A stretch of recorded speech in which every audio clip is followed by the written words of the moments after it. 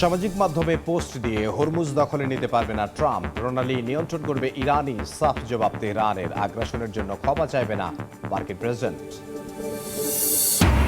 গাজায় ইয়েলো লাইনে দখলদারদের সহিংসতা, 2 ফিলিস্তিনিকে গুলি করে হত্যা, ধ্বংসস্তূপে পাওয়া গেল 21 মরদেহ।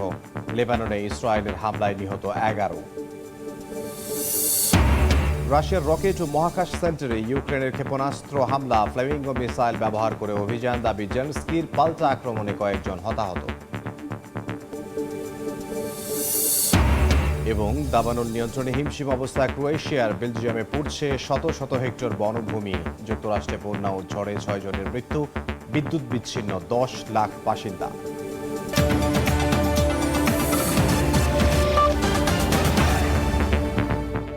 আন্তর্জাতিক সময়ের সঙ্গে আছে আমি ইমদাদুল হক।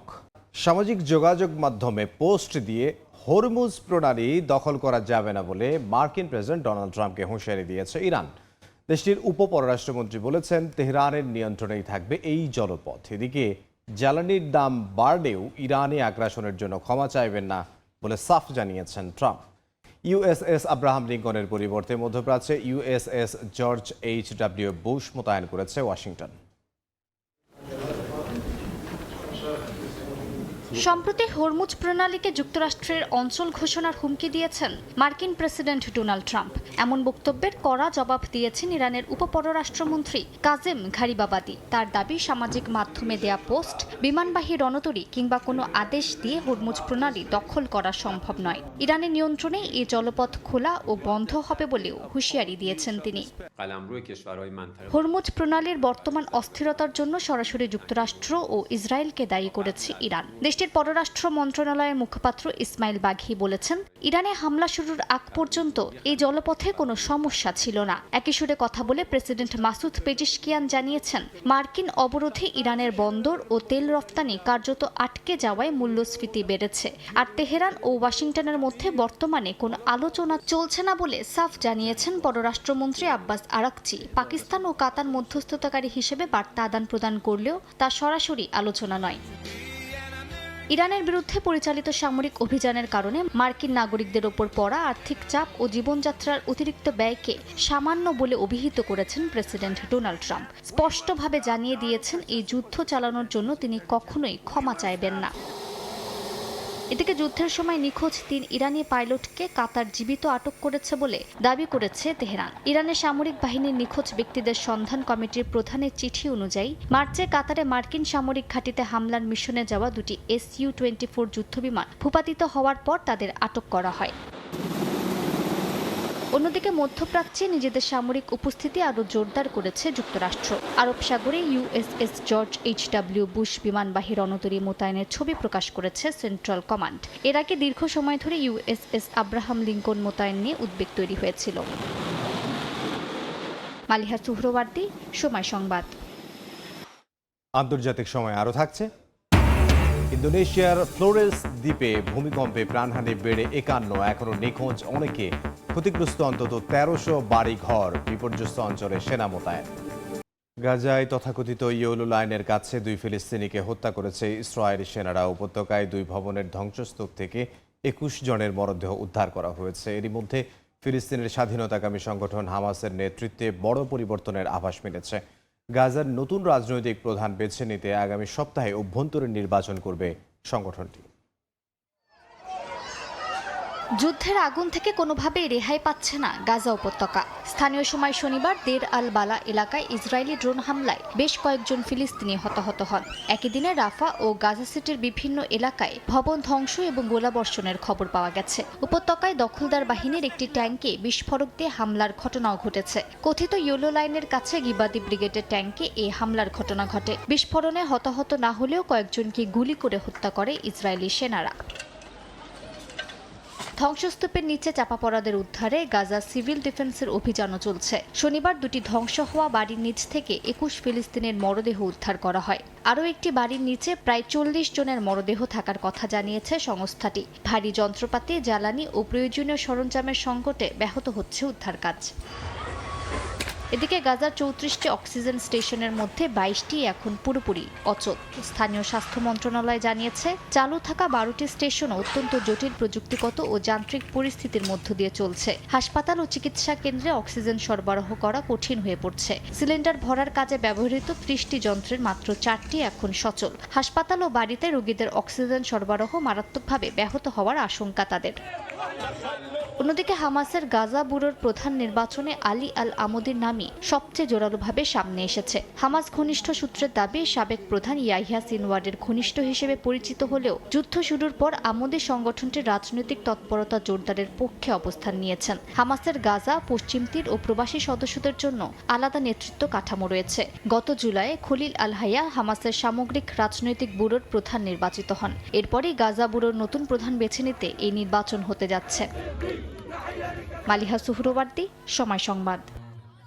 লেবাননের দক্ষিণাঞ্চলে ইসরায়েলের ভয়াবহ বিমান হামলায় অন্তত 11 জন নিহত হয়েছেন, আহত হয়েছেন আরও 19 জন।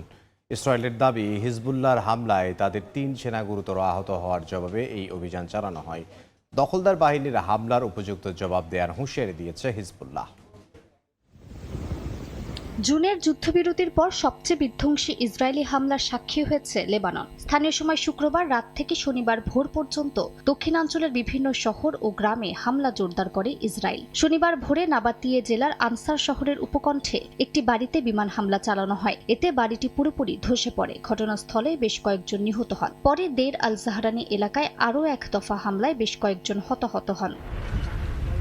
তবে ইসরায়েলের দাবি, হিজবুল্লাহর হামলায় তাদের কয়েকজন সেনা গুরুতর আহত হওয়ার পর পাল্টা অভিযান চালানো হয়। ইসরায়েলের সামরিক বাহিনী বা আইডিএফ জানিয়েছে, লেবাননের দক্ষিণাঞ্চলে আলী আল তাহের এলাকায় হামলার নির্দেশ দেয়া হিজবুল্লাহর রাদওয়ান ফোর্সের ব্যাটালিয়ন কমান্ডার আলী সামির আল হাজ হাসানকে লক্ষ্য করে হামলা চালানো হয়। তার পরিবারের সদস্যরা সামরিক স্থাপনায় উপস্থিত ছিলেন এবং তাদের মানব ঢাল হিসেবে ব্যবহার করা হয়েছিল বলে দাবি করেছে তেল আবিব। হামলার তীব্র নিন্দা জানিয়েছেন লেবাননের প্রেসিডেন্ট জোসেফ আউন ও প্রধানমন্ত্রী নওয়াফ সালাম। তাদের অভিযোগ, আনসারের নিহতরা কোনো সামরিক অবকাঠামোর অংশ ছিলেন না। লেবাননের প্রেসিডেন্ট বলেছেন, হামলা ও যুদ্ধবিরতি কাঠামোর বারবার লঙ্ঘন আসন্ন আলোচনার জন্য একটি স্পষ্ট বার্তা দিচ্ছে। অন্যদিকে হামলার উপযুক্ত জবাব দেওয়ার হুঁশিয়ারি দিয়েছে হিজবুল্লাহ। সংগঠনটির দাবি, ইসরায়েলের সাম্প্রতিক হামলা যুদ্ধবিরতি কাঠামোকে অকার্যকর করে নতুন বাস্তবতা চাপিয়ে দেওয়ার চেষ্টা। হিজবুল্লাহ সরাসরি আলোচনায় অংশ না নিলেও লেবাননে ইসরায়েলি হামলা অব্যাহত থাকলে পরিস্থিতি আরও উত্তপ্ত হওয়ার আশঙ্কা তৈরি হয়েছে। মালিহা সুহরওয়ার্দী, সময় সংবাদ। আন্তর্জাতিক সময় আরও থাকছে। হাঙ্গেরির পূর্বাঞ্চলে পুলিশ পর্যটকবাহী বাস খাদে পড়ে নিহত 11, আহত অন্তত 10। জিম্বাবুয়েতে ডুবে যাওয়া ফেরি থেকে আরও 26টি মরদেহ উদ্ধার, চালক আটক।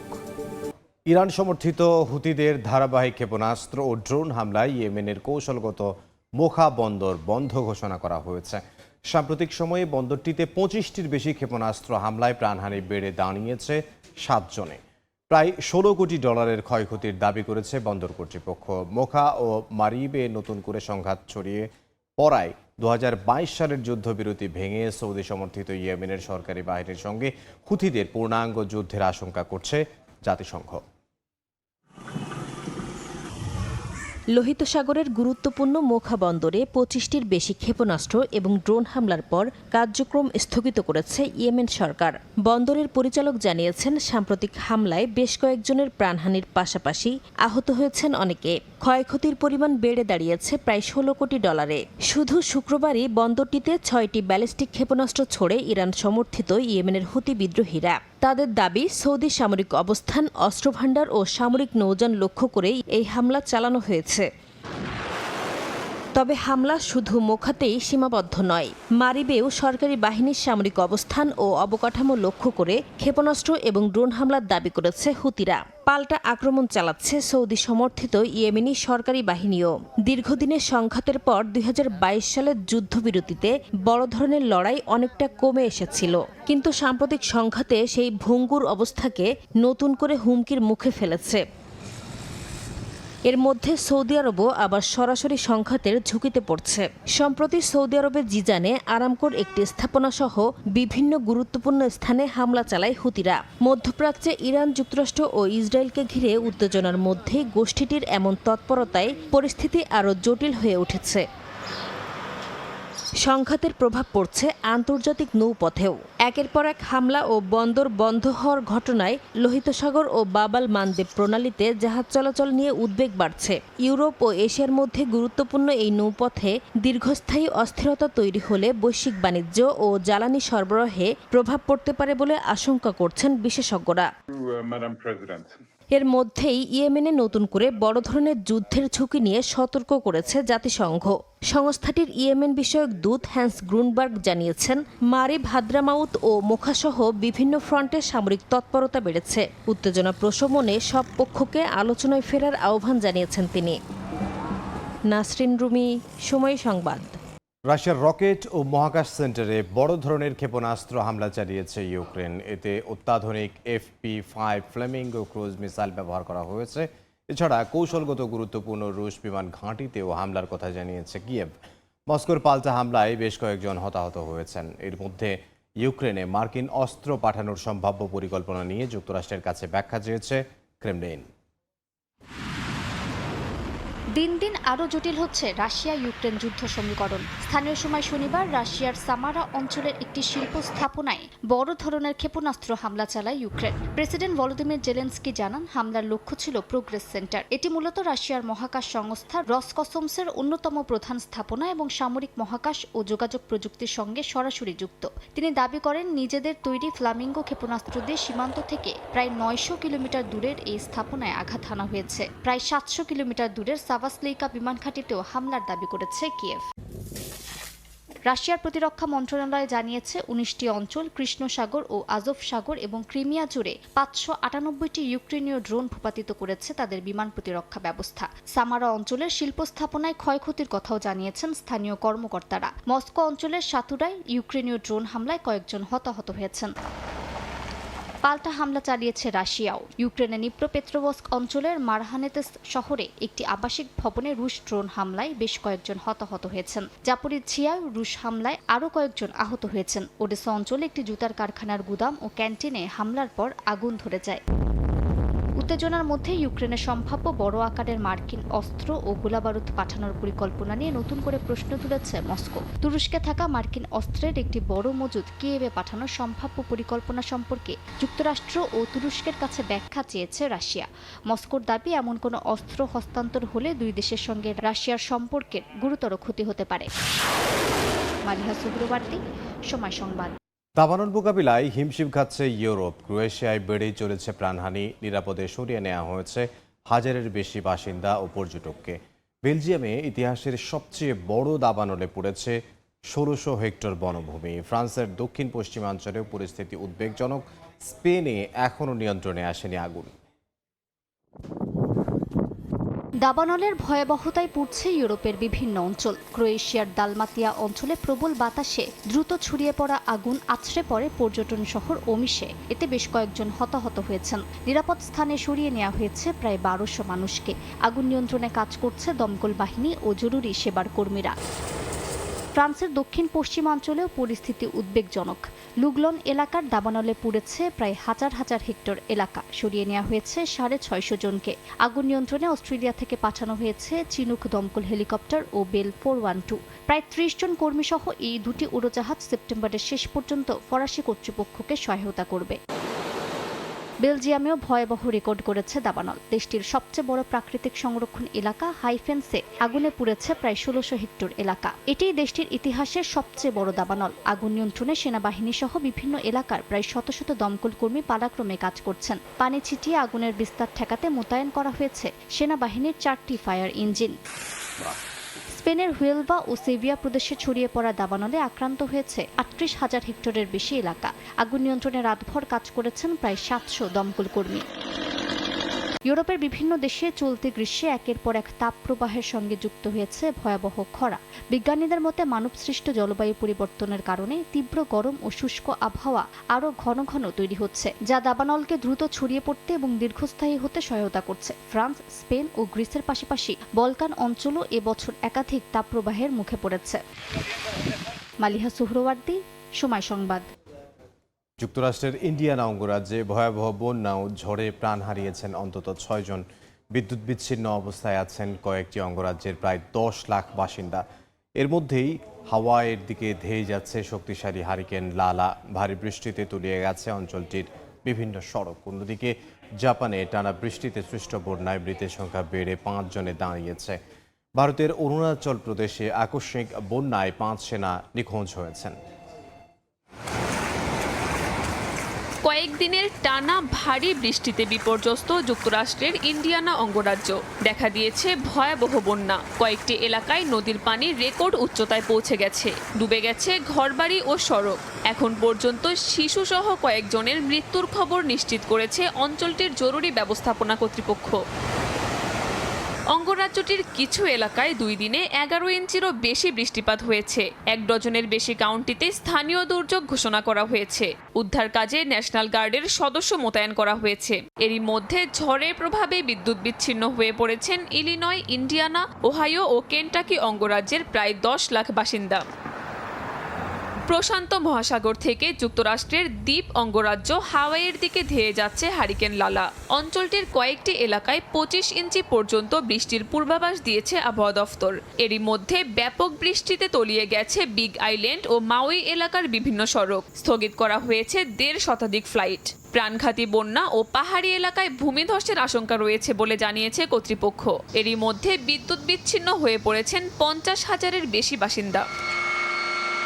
জাপানের টোকিওর পূর্বাঞ্চলেও রেকর্ড বৃষ্টিতে ভয়াবহ বন্যা দেখা দিয়েছে। চিবা শহরে 1 ঘন্টায় 4.5 ইঞ্চি ও সাকুরায় 3.8 ইঞ্চি বৃষ্টিপাত রেকর্ড করা হয়েছে। কয়েকজনের প্রাণহানির খবরও পাওয়া গেছে।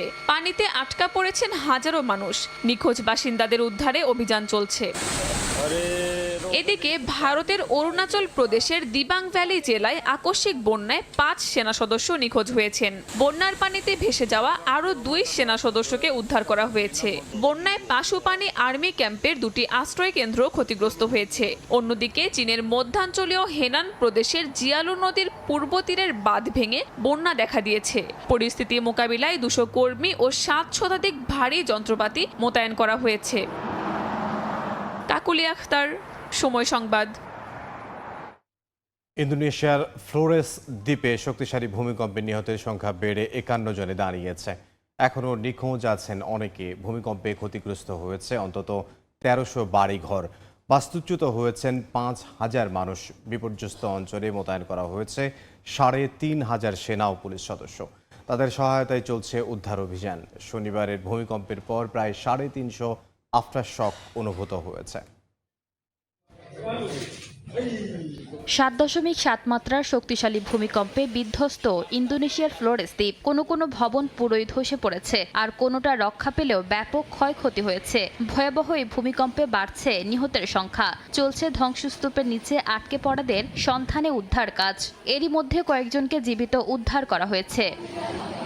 ভূমিকম্পে সবচেয়ে বেশি ক্ষতিগ্রস্ত এলাকাগুলোর মধ্যে মাঙ্গারাই অন্যতম। দুর্গম ও পাহাড়ি এলাকাগুলোতে পৌঁছাতে বাধার মুখে পড়েছেন উদ্ধারকারীরা। কোথাও ভূমিধসে বন্ধ হয়ে গেছে যোগাযোগ। সড়ক পথে সম্ভব না হওয়ায় খাবার ও প্রয়োজনীয় সামগ্রী পাঠানো হচ্ছে হেলিকপ্টার করে। এরই মধ্যে ভূমিকম্প বিধ্বস্ত অঞ্চলে মোতায়েন করা হয়েছে 3,500 সেনা ও পুলিশ সদস্য।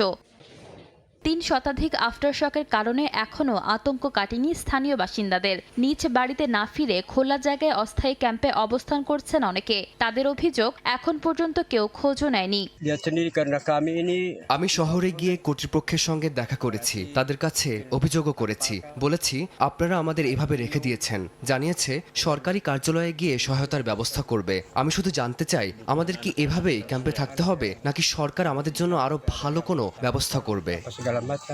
শনিবার স্থানীয় সময় ভোরে 7.7 মাত্রার ভূমিকম্পে কেঁপে ওঠে ইন্দোনেশিয়ার ফ্লোরেস দ্বীপ। আতঙ্কে বাড়িঘর ছেড়ে রাস্তায় নেমে যান বাসিন্দারা। তবে ফ্লোরেসে শক্তিশালী ভূমিকম্পের ঘটনা এবারই প্রথম নয়। 1992 সালের ডিসেম্বরে একই অঞ্চলে বড় ধরনের ভূমিকম্পের পর আঘাত হানে ভয়াবহ সুনামি। সেই দুর্যোগে 2,500-এর বেশি মানুষ প্রাণ হারান।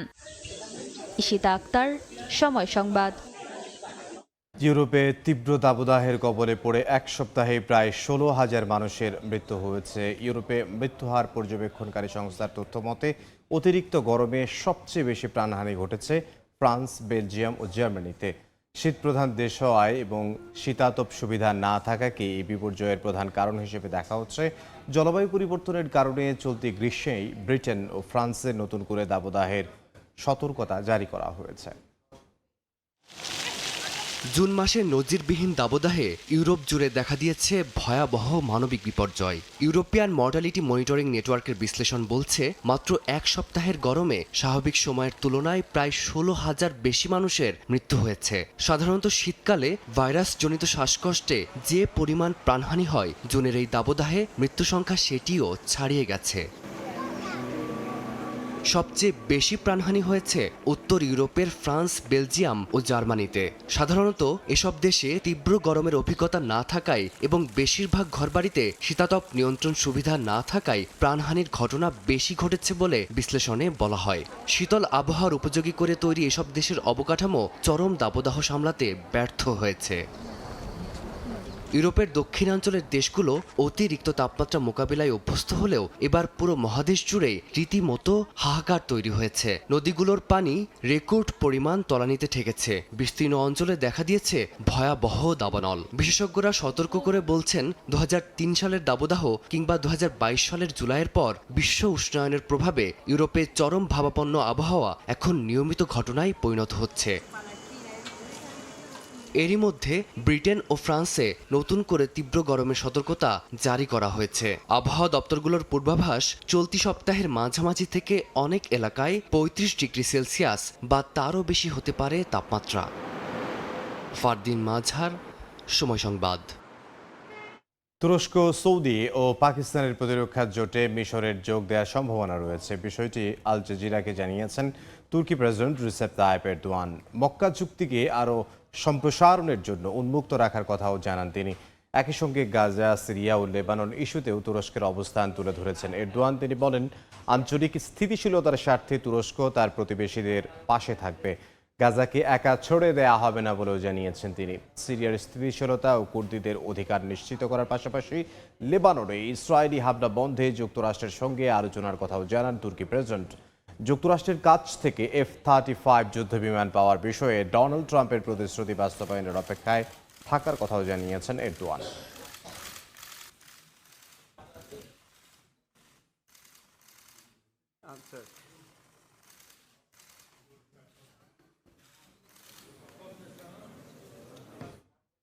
রাশিয়ার হুমকি মোকাবিলায় সামরিক শক্তি প্রদর্শন করেছে পোল্যান্ড। সশস্ত্র বাহিনী দিবসের রাজধানী ও বাল্টিক উপকূলে আয়োজন করা হয় বিশাল সামরিক ও নৌ কুচকাওয়াজ। আকাশে উড়েছে অত্যাধুনিক সব যুদ্ধবিমান। সড়কে প্রদর্শিত হয়েছে আব্রাহামস ট্যাঙ্ক, প্যাট্রিয়ট ক্ষেপণাস্ত্র ও আধুনিক সাঁজোয়া যান।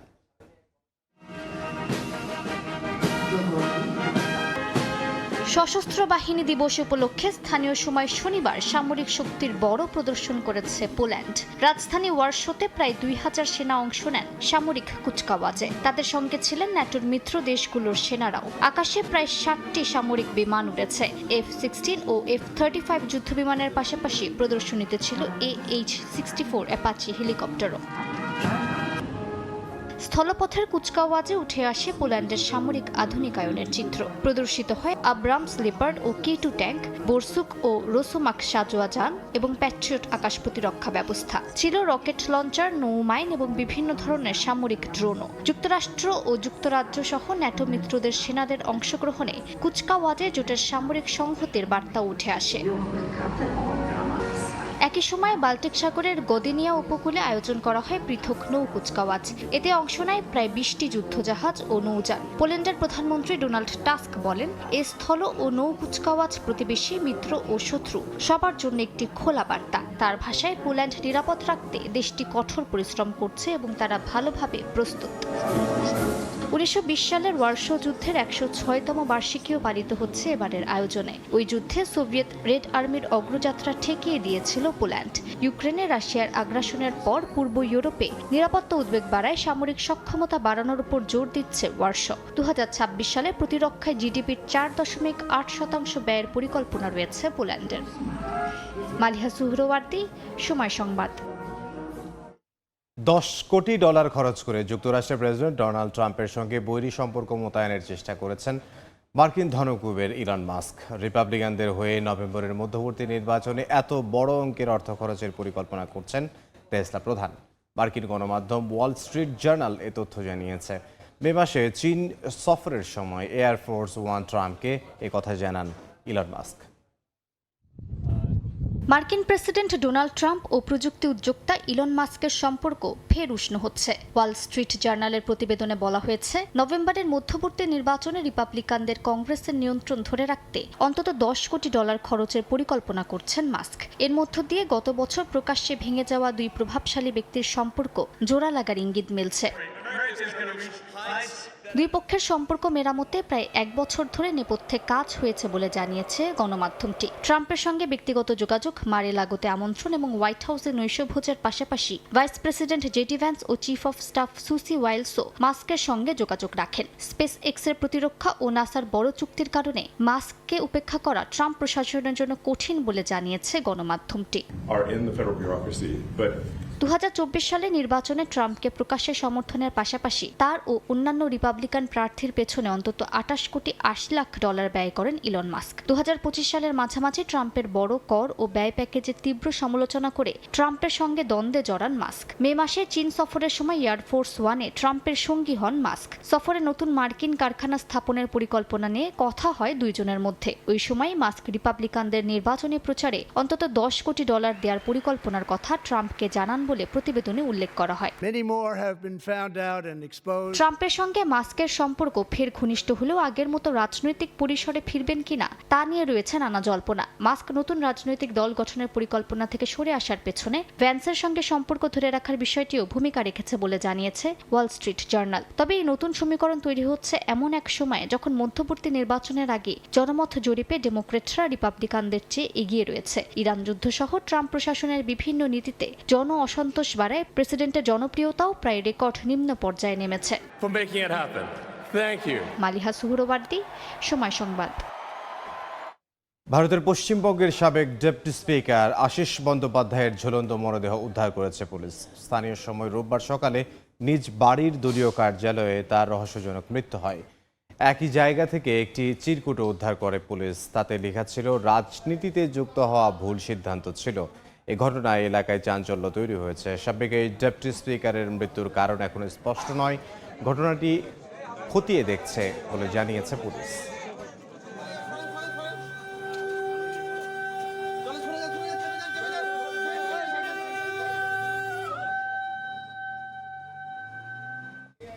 দণ্ডিত শেখ হাসিনাকে বাংলাদেশে ফেরত পাঠানোর চূড়ান্ত সিদ্ধান্ত নেবেন ভারতের আদালত।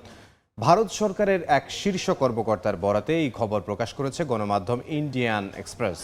প্রতিবেদনে বলা হয়, এটি কোনো রাজনৈতিক বা কূটনৈতিক সিদ্ধান্ত হবে না।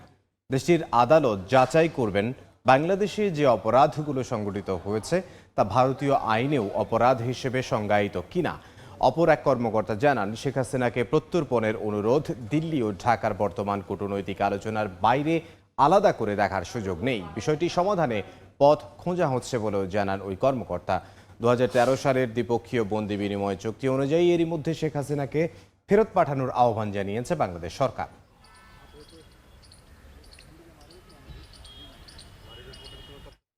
যুক্তরাষ্ট্রের কেন্টাকি অঙ্গরাজ্যের লেক্সিংটনে বন্দুক হামলায় একজন নিহত হয়েছেন। স্থানীয় সময় শনিবার সন্ধ্যায় এলাকাটির চার্লস ইয়াং পার্কে ইস্ট অ্যান্ড ডে অনুষ্ঠান চলাকালে গুলির ঘটনা ঘটে।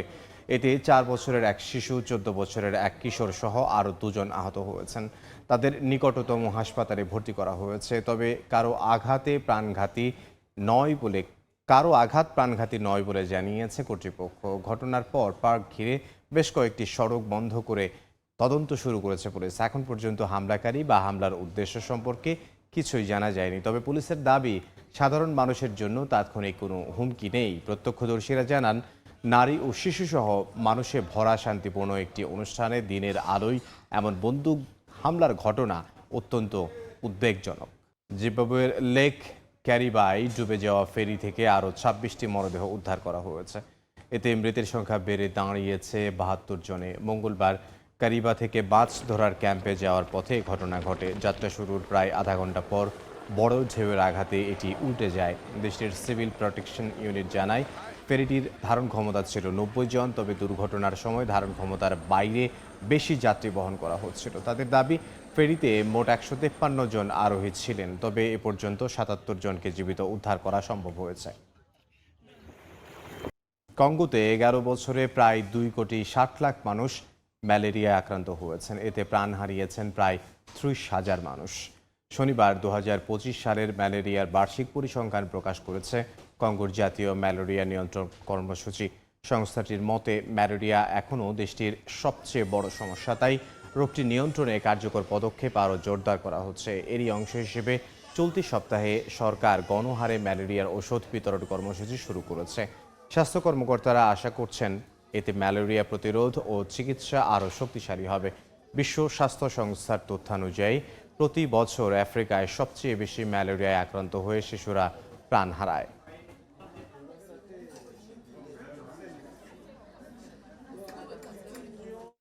চীনের 3 নভোচারীর মহাকাশ মিশনের 80 দিন সফলভাবে সম্পন্ন করেছেন। দেশটি গত 24 মে শেনঝৌ 23 মিশনের মানববাহী মহাকাশযানটি উৎক্ষেপণ করে। 1 বছর ব্যাপী এই মিশনের লক্ষ্য দীর্ঘ সময় মহাকাশে থাকলে মানুষের কাজ করার সক্ষমতায় কী পরিবর্তন আসে সেই তথ্য সংগ্রহ করা। দেশটির মানববাহী মহাকাশ সংস্থা জানায়, গত 1 সপ্তাহে নভোচারীরা মস্তিষ্ক, হাড় ও স্নায়ুতন্ত্রের উপর দীর্ঘ সময় মহাকাশে থাকার প্রভাব নিয়ে পরীক্ষা চালিয়েছেন। পাশাপাশি জরুরি পরিস্থিতিতে দ্রুত সিদ্ধান্ত নেয়ার সক্ষমতা ও মানসিক অবস্থাও মূল্যায়ন করা হয়েছে। 开展手控对接、遥操作对接及手控撤离等相关技能训练。他们还完成了 চীনের উহু শহরে ট্রাফিক পুলিশের কাজে সহায়তা করতে যোগ দিয়েছে হিউম্যানয়েড রোবট। দেশটির পূর্বাঞ্চলীয় আনহুই প্রদেশে ট্রাফিক ব্যবস্থাপনায় এটি বসানো হয়েছে। রোবটটি সিগন্যালের সঙ্গে যুক্ত থাকায় ট্রাফিক লাইট পরিবর্তনের সঙ্গে নির্দেশনাও দিতে পারে। উচ্চ ক্ষমতার ক্যামেরায় সজ্জিত এই রোবট নির্দিষ্ট এলাকায় স্বয়ংক্রিয়ভাবে টহল দেয়, এমনকি অবৈধভাবে পার্ক করা গাড়ি শনাক্ত করে ছবিও তুলতে পারে। হেলমেট ছাড়া বৈদ্যুতিক স্কুটার চালানো কিংবা লাল বাতি অমান্য করলে আরোহীদের তাৎক্ষণিকভাবে কণ্ঠস্বরের মাধ্যমে সতর্ক করে রোবটটি। সংশ্লিষ্টদের আশা, 24 ঘন্টা কাজ করতে সক্ষম মানব যন্ত্রটি ব্যস্ত সময় ও বৈরী আবহাওয়ায় মানব ট্রাফিক পুলিশের কাজের চাপ কমাতে সহায়তা করবে।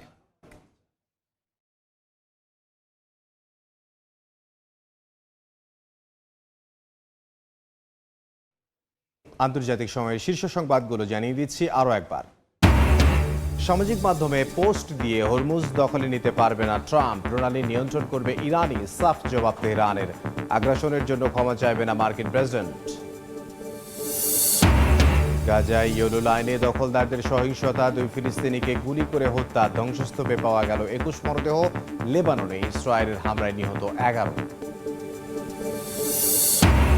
এবং দাবানল নিয়ন্ত্রণে হিমশিম অবস্থা ক্রোয়েশিয়ার, বেলজিয়ামে পুড়ছে শত শত হেক্টর বনভূমি। যুক্তরাষ্ট্রে বন্যা ও ঝড়ে 6 জনের মৃত্যু, বিদ্যুৎ বিচ্ছিন্ন 10 লাখ বাসিন্দা।